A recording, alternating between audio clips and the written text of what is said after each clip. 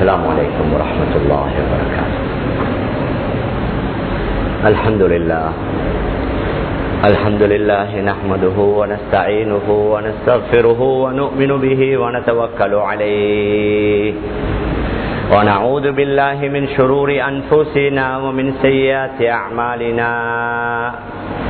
من يهده الله فلا مضل له ومن يضلله فلا هادي له. ونشهد أن لا إله إلا الله وحده لا شريك له. ونشهد أن سيدنا ونبينا ومولانا محمدا عبده ورسوله.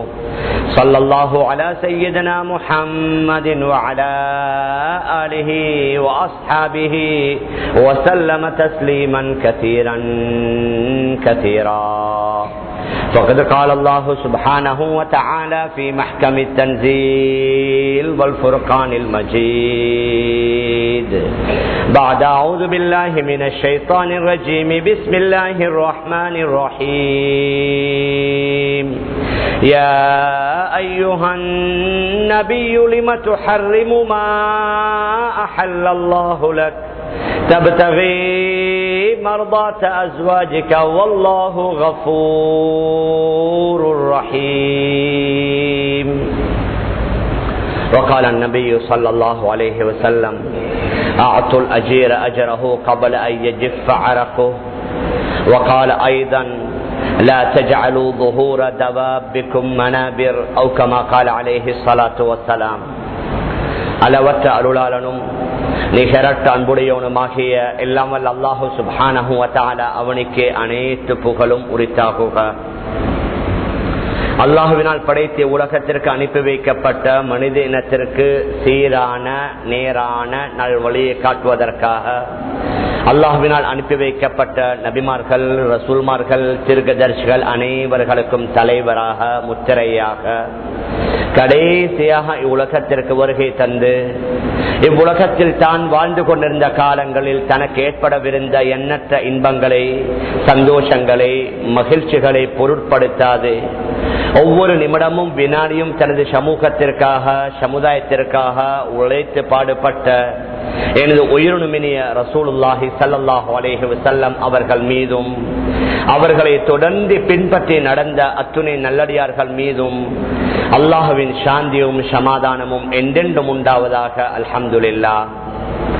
கண்ணியத்திற்குரிய பெரியார்களே, அன்பிற்குரிய கணவான்களே, சகோதரர்களே, அல்லாஹு சுப்ஹானஹு வ தஆலா நமக்கு ஒரு பரிசுத்தமான, முபாரக்கான, யதார்த்தமான மார்க்கத்தை தந்திருக்கிறான். உலகத்தில் உள்ள மற்ற எல்லா மதங்களை விட நமக்கு தரப்பட்டிருக்கக்கூடிய மார்க்கம் உண்மையான மார்க்கம், கருத்தாலம் உள்ள மார்க்கம், யதார்த்தமான மார்க்கம். ஏனென்றால் உலகத்திலே உள்ள மற்ற மதங்களை மக்கள் அடையாளம் காண்பது அந்த மதங்களிலே உள்ள சில வணக்க வழிபாடுகளை வைத்து.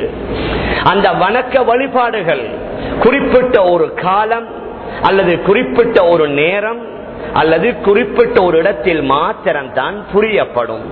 அந்த காலம் முடிந்து விட்டது, அந்த நேரம் கடந்து விட்டது, அந்த இடத்தை தாண்டி கடந்து சென்று விட்டார்கள் என்றால் அவர்களுடைய வணக்க வழிபாடுகளுக்கு முற்றுப்புள்ளி வைக்கப்பட்டுவிடும். இந்த நாட்டில் பெரும்பான்மையினராக வாழக்கூடிய ஒரு சமூகம் மாதத்தில் குறிப்பிட்ட ஒரு தினம் வரும். அந்த தினம் வந்து விட்டது என்றால் எல்லோரும் அல்ல, ஒரு சிலர் அதற்கு என்று வெள்ளை ஆடைகளை அணிந்து கொண்டு குறிப்பிட்ட ஒரு நேரம், குறிப்பிட்ட ஒரு தினம் அவர்களுடைய வணக்க ஸ்தலங்களுக்கு போய் வணங்கிவிட்டு வருவதைத்தான் அவர்களுடைய மதமாக கருதுவார்கள். அதற்கு பின்னால அவர்களுடைய வாழ்க்கைக்கும் அவர்களுடைய நடை உடை பாவனைகளுக்கும் அவர்களுடைய கொடுக்கல் வாங்கல் வியாபாரங்களுக்கும் அவர்களுடைய மதத்திற்கும் அநேகமாக சம்பந்தம் இருக்காது. இது போன்றதல்ல இஸ்லாமிய மார்க்கம். அந்நியவர்கள் வேணும் என்றால் நாம் புரியக்கூடிய சில வணக்கங்களை வைத்து இதுதான் இஸ்லாமிய மார்க்கம் என்று அடையாளப்படுத்தினாலும் நம்முடைய தொழுகைகளை, நாம் பிடிக்கக்கூடிய நோன்புகளை, நாம் கொடுக்கக்கூடிய ஜகாத் சதகாக்களை, நாம் செய்யக்கூடிய ஹஜ் உம்ராக்களை வைத்து இதுதான் இஸ்லாமிய மார்க்கம் என்று மாற்று மதத்தவர்கள் அடையாளப்படுத்தினாலும் இதுவல்ல இஸ்லாமிய மார்க்கம். இஸ்லாமிய மார்க்கம் என்பது ஒரு நீண்டது, ஆழமானது, பறந்து விரிந்த ஒரு மரத்திற்கு ஒப்பானது. ரசூலுல்லாஹி ஸல்லல்லாஹு அலைஹி வஸல்லம் அவர்கள் வந்து உலகத்தில் வாழ்ந்து காட்டினார்கள், ஒரு இஸ்லாமிய மனிதன் இப்படித்தான் வாழ வேண்டும் என்று. உலகத்திற்கு எத்தனையோ தலைவர்கள் வந்தார்கள், மதத்தை அறிமுகம் செய்தவர்கள் வந்திருக்கிறார்கள். அவர்கள் ஒன்றை சொல்லுவார்கள், இன்னும் ஒன்றை செய்வார்கள். யாராவது ஒருவர் அவர்களிடத்தில் நீங்க இப்படி பேசி இருந்தீங்க, நீங்க இப்படி எழுதி இருந்தீங்க, நீங்க இப்படி ஸ்பீச் பண்ணி இருந்தீங்க, உங்களோட வாழ்க்கை அதற்கு மாற்றமாக இருக்குதே என்று வினாவை தொடுத்தால் அவர் என்ன சொல்லுவாரு? அது என்னுடைய ஜாப், அது என்னுடைய தொழில், அது என்னுடைய உத்தியோகம், இது என்னுடைய பர்சனல் லைஃப், இது என்னுடைய தனிப்பட்ட வாழ்க்கை, அதையும் இதையும் கொண்டு வந்து ஜாயின் பண்ணாதீங்க பதில் சொல்லி நழுவி விடுவார். இதற்கு முற்றிலும் மாறுபட்டவர்கள் நம்முடைய தலைவர் ரசூலுல்லாஹி ஸல்லல்லாஹு அலைஹி வஸல்லம் அவர்கள். நபி அவர்கள் எதை சொன்னார்களோ அதை செய்தார்கள், எதை செய்தார்களோ அதை சொன்னார்கள். சொன்னதை செய்து காட்டிய மிகப்பெரிய தலைவர் அது முஹம்மது ரசூலுல்லாஹி ஸல்லல்லாஹு அலைஹி வஸல்லம் அவர்கள் தான். நபி அவர்கள் தன்னுடைய மனோ இச்சைப்படி வாழல்ல, தன்னுடைய விருப்பத்திற்கு தோதுவாக வாழல்ல, தன்னுடைய ஆசைப்படி வாழல்ல. நபியுடைய வாழ்க்கை அல்லாஹுடைய விருப்பம், நபியுடைய வாழ்க்கை வஹீயுடைய அடிப்படையிலே இருந்தது. ஏன் நபி அவர்களுடைய பேச்சும் வஹீ. குர்ஆன் அல்லாஹ் கூறுகின்றான், வமா யன்திகு அனில் ஹவா இன் ஹுவ இல்லா வஹ்யுன் யூஹா. அந்த முஹம்மது ரசூலுல்லாஹி ஸல்லல்லாஹு அலைஹி வஸல்லம் தன்னுடைய மனோ இச்சைப்படி தன்னுடைய விருப்பத்திற்கு தோதுவாக அவர் பேசவும் இல்லை. அவர்களுடைய பேச்சும் வஹீ, அவர்களுடைய வாழ்க்கையும் வஹீ, அவர்களுடைய அமல் இபாதத் மாத்திரமல்ல. நபி அவர்கள் தொழுது விட்டு என்ன சொன்னாங்க? ஸல்லு கமா ரஅய்துமூனி உஸல்லி. நான் தொழுவதை நீங்க எப்படி கண்டீங்களோ அதே மாதிரி தொழுங்கள்.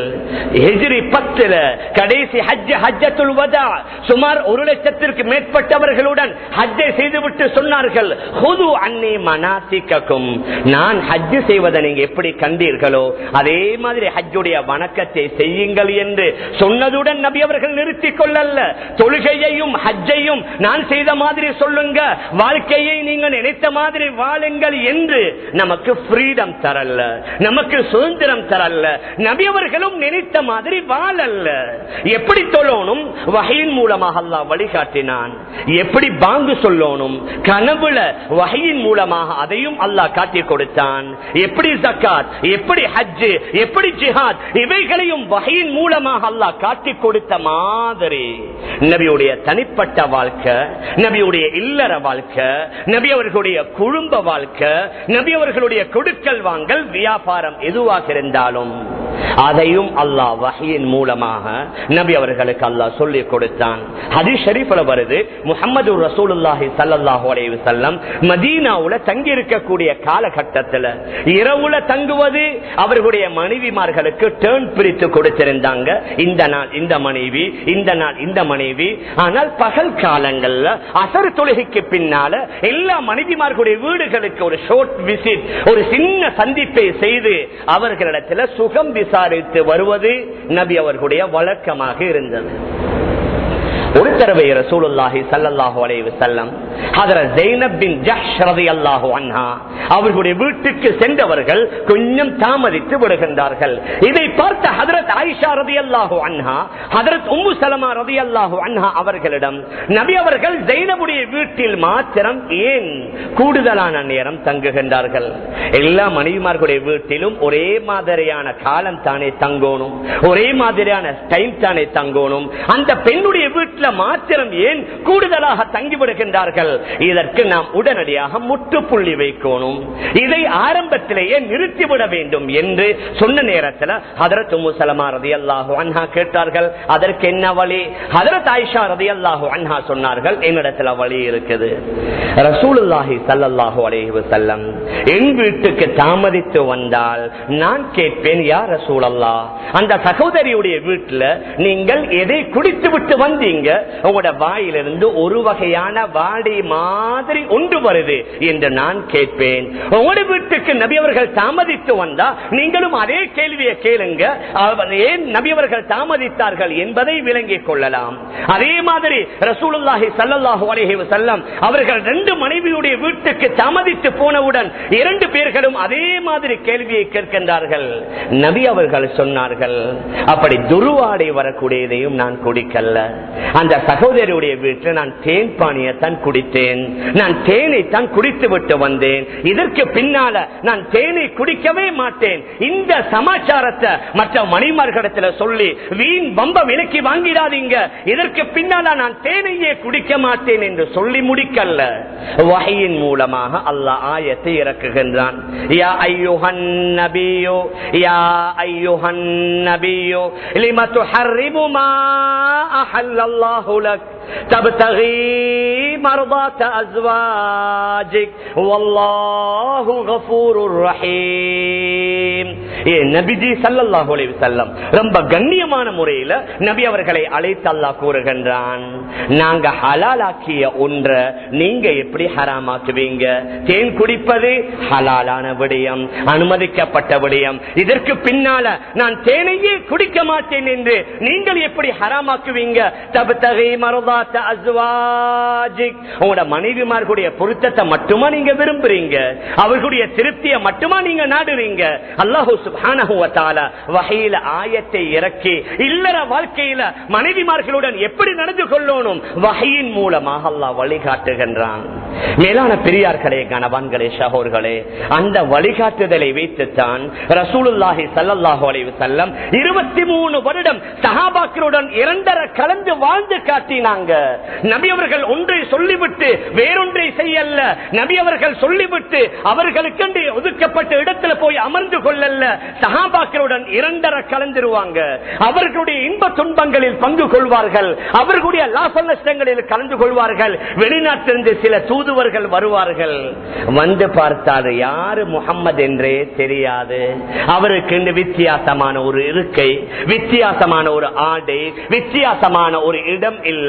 வந்தவர் வந்த வேகத்துல கேட்பாரு, ஐயுக்கும் முஹம்மத், ஐயுக்கும் முஹம்மத்.